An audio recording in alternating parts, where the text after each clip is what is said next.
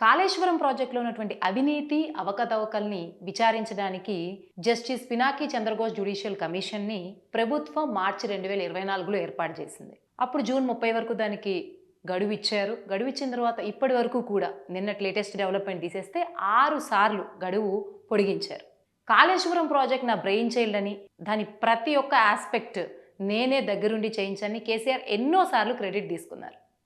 So almost all ఈ నెల 30వ తారీఖు వరకు మాత్రమే ఉన్న గడువు సమయంలో, ఈ 10 రోజుల సమయంలో కేసీఆర్ని విచారిస్తారా లేదా, లేకపోతే హరీష్ రావు, ఎందుకంటే అప్పటి మాజీ ముఖ్యమంత్రి, అప్పుడు పాలక ప్రభుత్వం అయినట్టు బీఆర్ఎస్లో ముఖ్యమంత్రి కేసీఆర్, అలాగే ఇరిగేషన్ శాఖ మంత్రి హరీష్ రావు, ఆర్థిక మంత్రి ఈటెల రాజేందర్ని విచారణకు పిలుస్తారా లేరా, నోటీసులు ఇస్తారా లేదా ఈ కమిషన్ అందరూ ఎదురు చూస్తూ ఉన్నారు. ఇంకా 10 డేసే ఉంది, ఇంకా ఛాన్సే లేదు అని అందరూ అనుకున్న సమయంలో రాత్రికి రాత్రే సీన్ రివర్స్ అయింది.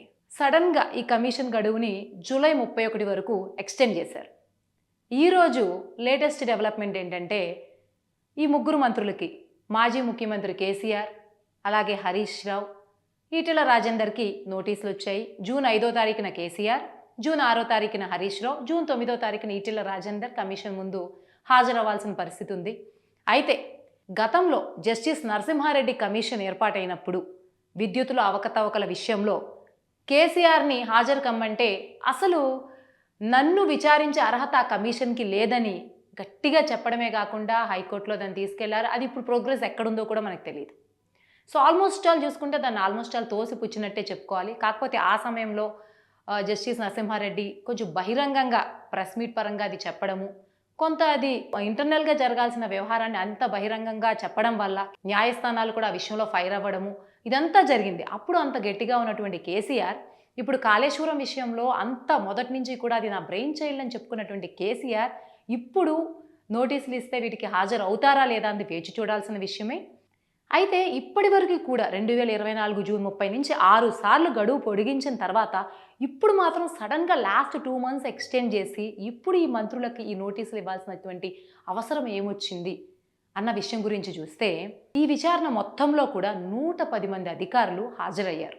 ఈ 110 మంది అధికారుల్లో ప్రస్తుతం సర్వీస్లో ఉన్న ఉన్నతాధికారులు, ఇంజనీర్లు, ఐఏఎస్ అధికారులతో పాటు రిటైర్ అయిన ఉన్నతాధికారులు, ఇంజనీర్లు, ఇంజనీరింగ్ నిపుణులు, కాళేశ్వరం, మేడిగడ్డ, అన్నారం, సుందిళ్ల ప్రాజెక్టులు నిర్మించిన సంస్థల ప్రతినిధులు కూడా ఉన్నారు. ఈ విచారణకి హాజరైన వాటిలో కొందరు అధికారులు మాత్రం మాకు అప్పుడు ఏం జరిగిందో గుర్తులేదు, ఎందుకంటే చాలా లాంగ్ స్పాన్ ఉందని కొందరు సాగ్గా చెప్తే, కొందరు మాత్రం మా మీద చాలా ఒత్తిడి వచ్చింది, అప్పుడు పాలకులే క్రెడిట్ తీసుకున్నారు కాబట్టి వాళ్ళు అప్పటికప్పుడు ఫైలు పంపించి సంతకం పెట్టమంటే పెట్టాము, చాలా ప్రెజర్ ఉండింది, మొత్తం బాధ్యత అంతా పాలకులదే అని తేల్చేశారు.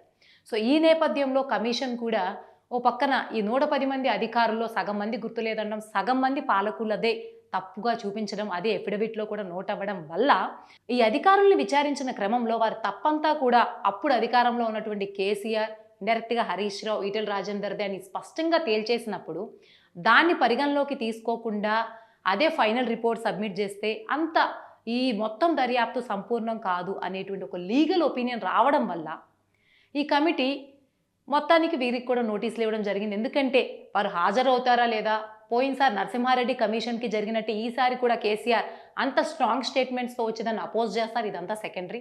కానీ ఈ మొత్తం కమిషన్ రిపోర్ట్ ఒక సమగ్రమైనటువంటి రూపం రావాలంటే ఖచ్చితంగా వాళ్ళ బాధ్యతగా అయితే అది ఇవ్వాలి. సో అదే ఇప్పుడు జరిగింది.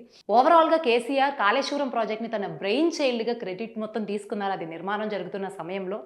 కానీ ఇప్పుడు దానిలో అవకతవకలు బయటపడిన సందర్భంలో ఇప్పుడు కమిషన్ కూడా నోటీసులు జారీ చేసిన తర్వాత దీనికి ప్రతిస్పందనగా ఆయన ఏం చేస్తారు, అప్పుడు నరసింహారెడ్డి కమిషన్కి ఎంత ఘాటుగా సమాధానం ఇచ్చారో అలాగే ప్రొసీడ్ అవుతారా, లేకపోతే అప్పుడు క్రెడిట్ తీసుకున్నట్లే ఇప్పుడు లోపాన్ని కూడా ఒప్పుకోవడానికో, లేకపోతే దీనికి హాజరయ్యి తన ఏదైతే ఆన్సర్ ఉందో తన వర్షన్ చెప్తారో వేచి చూడాల్సిందే. మొత్తానికైతే తెలంగాణ రాజకీయాలు రోజురోజుకి వేడెక్కుతున్నాయి. మరి ఈ కాళేశ్వరం అవకతవకల నిర్మాణ విషయంలో ఈ పీసీ ఘోష్ కమిషన్ పొడిగింపు గురించి మీరేమనుకుంటున్నారు? కేసీఆర్ హాజరవుతారనుకుంటున్నారా, లేకపోతే హాజరు కారనుకుంటున్నారా? ఏమనుకుంటున్నారో మీ కమెంట్స్లో తెలియజేయండి.